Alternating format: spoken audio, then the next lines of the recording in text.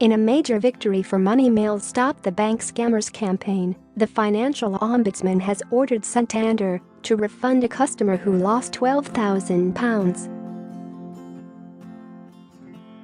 The ruling could open the floodgates for claims from many other fraud victims who have struggled to get any of their money back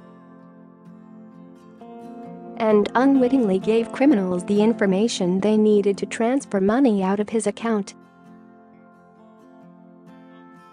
Banks typically refuse to refund scam victims in these instances on the grounds they authorized the payment or were negligent with their banking details, even if they had no idea they were speaking to fraudsters. But in this case, the Ombudsman said the customer was a victim of a sophisticated scam with social engineering at the very heart of it and had not authorized the transaction or acted with gross negligence. Share this article. Share. Fraud expert Richard Emery of consultancy 4 Keys International said, "This is a huge step forward. The Ombudsman now recognizes fraudsters are far more sophisticated than in the past. The bar has been set at a higher level, and if a bank refuses to refund victims, it will have to prove they have been truly negligent." He added, "The chances of the Ombudsman taking the bank's side now are very slim." The decision means that fraud victims who have recently been refused a refund by their bank on the grounds they were grossly negligent could resubmit a complaint to their bank. The bank may then agree to have another look at the complaint, and, if not, the customer could escalate it to the Ombudsman.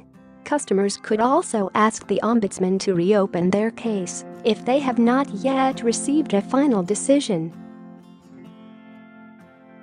Top officer says, "Give conmen longer in jail." Fraudsters who steal thousands of pounds from vulnerable people should face tougher punishments because sentences are too short to deter them, one of Britain's top detectives has said.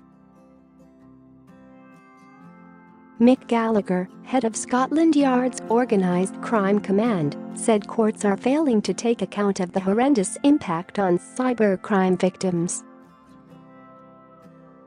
"There are lots of victims and some of the smaller businesses subject to fraud will go bust," he said. "People end up with depression, people end up suicidal, older people who have had their pensions milked, there is huge human cost." Detective Chief Superintendent Gallagher pointed out that a bank robber can be jailed for life, but the maximum sentence for an online fraudster who steals from bank customers is 10 years. Asked whether legislators need to take a different attitude to fraud, he said, "Yes, we could look at sentencing, because the sums of money these people are making are vast."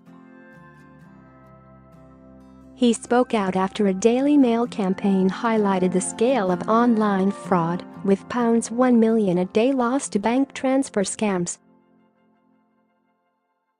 Customers have 6 years to complain to their bank about a disputed unauthorized transaction. When banks reject a complaint, customers have 6 months to go to the Ombudsman.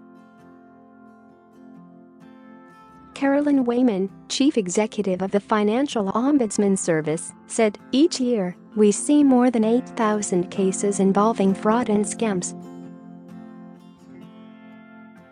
It's not fair to automatically call a customer grossly negligent simply because they've fallen for a scam. That's especially true in light of the sophisticated way criminals exploit banks' security systems and convince customers that their money is at risk." Gareth Shaw, from Consumer Group Which, said, "It's good to see this decision from the Ombudsman, which makes it clear banks should reimburse victims who lose money through no fault of their own. But not all victims will benefit from the Financial Ombudsman's new approach to ruling on fraud cases.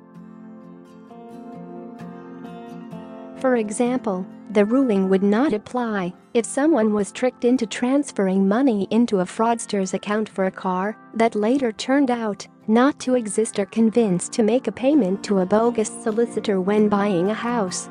This is because they transferred the money themselves, which is known as authorised push payment fraud. About £145 million was lost to this type of fraud in the first 6 months of last year, up 50% on the same period in 2017. However, a new code of conduct is expected to be introduced soon to ensure all victims will be treated fairly and compensated. The payment systems regulator said it is still being finalized. A spokesman for Santander said, "Santander has the deepest sympathy for customers who fall victims to scams. We acknowledge the new approach being taken by the Financial Ombudsman and have resolved this case in line with the decision. We will continue to work closely with the Ombudsman as this evolves." I recovered £6,000 savings scammers stole from me.